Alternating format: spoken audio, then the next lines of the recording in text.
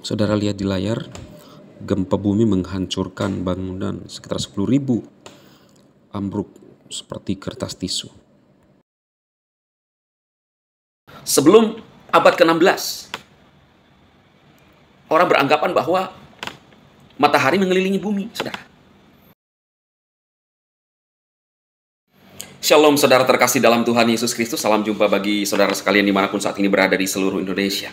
Saya berdoa roh, jiwa, dan tubuh setiap saudaraku yang menyaksikan tayangan-tayangan saya dipelihara di dalam nama Tuhan Yesus. Amin. Nah saudara, seperti pada judul ini, ya, gempa bumi di mana-mana, di Turki yang menewaskan, saya mendengar beritanya kurang lebih 5.000 orang, saudara. Ini bukan angka yang kecil. Gempa bumi adalah tanda akhir zaman, Yesus segera datang. Mana dasarnya? Dasarnya saudara ada di dalam Bible, ada di dalam Alkitab kita.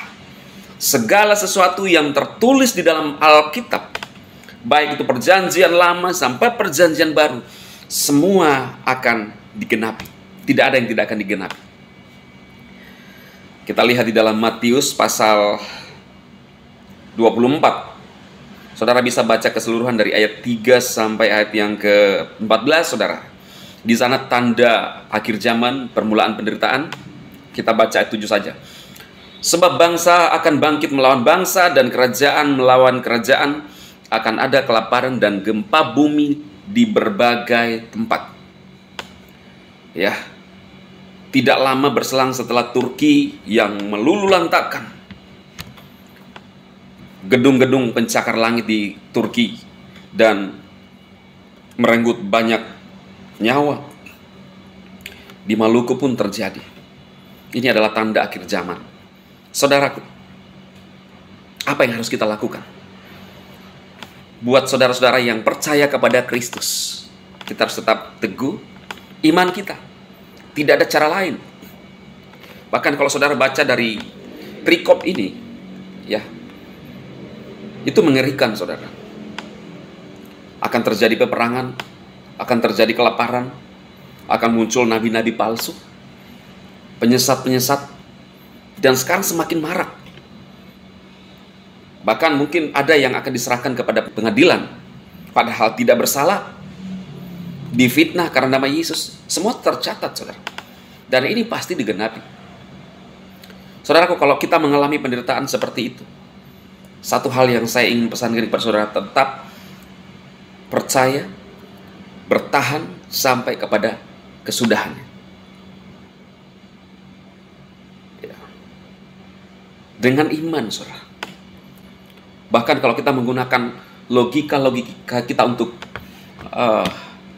beranggapan bahwa mana mungkin Yesus adalah Tuhan. Kalau Elohim bisa menjadi manusia, tetapi manusia tidak bisa menjadi Tuhan. Pemikiran manusia ini terbatas, saudara. Kalau saudara melihat, ya, jagat raya, ada berbagai ribuan planet di tata surya kita ini. Manusia tidak mampu untuk memikirkan itu, saudara. Kita sekarang ada di bumi, saudara. Dan hanya bumilah yang layak huni, yang bisa ditempati oleh manusia untuk beraktivitas, makhluk hidup. Tidak ada planet lain, saudaraku. Saya tanya saudara, menurut saudara, apakah bumi kita ini berputar? Kan kalau kita lihat, ya, di kacamata kita, kasat mata kita, mana mungkin berputar? Kalau berputar kan kita bisa berputar juga, saudara. Tetapi itulah kekuasaan Tuhan yang menciptakan langit dan bumi. Sebelum abad ke-16, orang beranggapan bahwa matahari mengelilingi bumi, saudara. Hanya menggunakan pengetahuan yang dia bisa jangkau, menggunakan alat-alat yang bisa menjangkau itu sehingga mengambil kesimpulan bumi kita ini dikelilingi matahari, saudara. Ya, karena kalau kita lihat kan seperti kita diam lalu matahari yang berputar.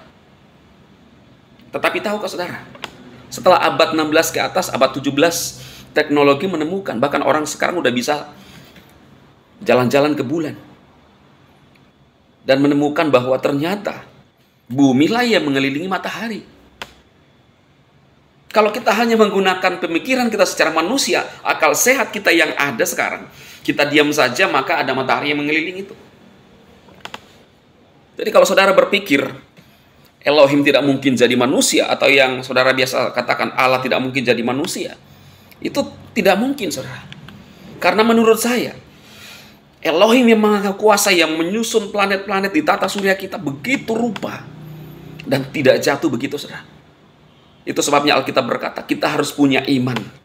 Kita harus beriman bahwa Elohim itu ada. Saudara tahu, saya melihat satu